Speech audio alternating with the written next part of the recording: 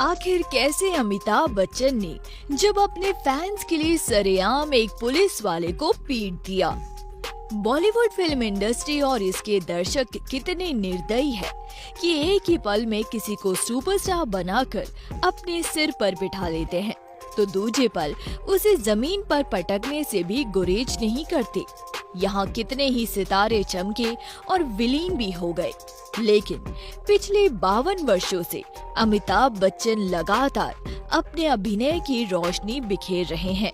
आज उनकी उम्र 80 साल की है और वो फिर भी किसी युवा अभिनेता से ज्यादा सक्रिय है।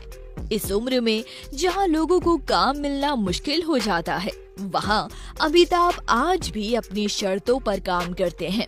लेकिन यहाँ ये भी सच है कि आज वो जो कुछ भी है केवल और केवल अपने फैंस के बदौलत है, जो कि उन्हें एक नायक नहीं बल्कि महानायक मानते हैं।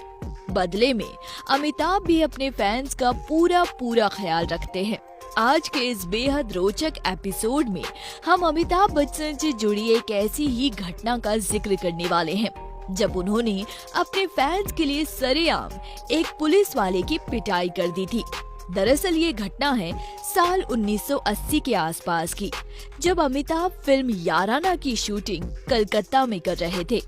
अगर आपको याद हो तो इस फिल्म में एक गीत है, सारा जमाना हसीनों का दीवाना, जमाना कहे फिर क्यों बुरा है दिल लगाना।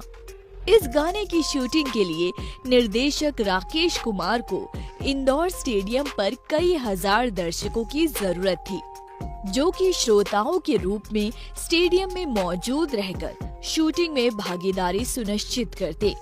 काफी सोच विचार कर ये निर्णय लिया गया कि शूटिंग के लिए कलकत्ता स्थित नेताजी इंदौर स्टेडियम सबसे उपयुक्त होगा। अब बात आई दर्शकों की, तो निर्माता साजिद नाडियावाला ने इसका भी एक तोड़ निकाल लिया और अखबार में अमिताभ के शो की घोषणा कर दी। साथ ही शूटिंग के लिए सारे नियम और शर्तों को भी छापा गया। आखिर वो दिन भी आ गया जब इस गाने की शूटिंग होनी थी। उस दिन नियमित समय से पहले लोगों की भारी भीड़ स्टेडियम के बाहर उमड़ी। भला कोई अपने चहेते स्टार को लाइव शूटिंग करते हुए देखने का मौका कैसे छोड़ सकता था। इधर निर्माता साजिद नाडियावाला ने भी सोचा था कि ज्यादा से ज्यादा 2000 से 3000 लोग आएंगे, मगर तकरीबन 15,000 लोगों की भारी भीड़ वहां पर इकट्ठा हो गई। उस दिन इंडोर स्टेडियम के कुल 12,000 सीटें भर जाने के बाद लोग आने जाने के रास्ते पर भी खड़े हो गए। अमिताभ को पता था कि इस भीड़ के मुख्य आकर्षण वही है। बस कोई ये नहीं जानते थे कि भक्तों की भीड़ अगर उतावली हो जाए तो मामला संभालने में उन्हें एक ऐसा अप्रिय काम करना पड़ेगा जो कि वो सपने में भी सोच नहीं सकते।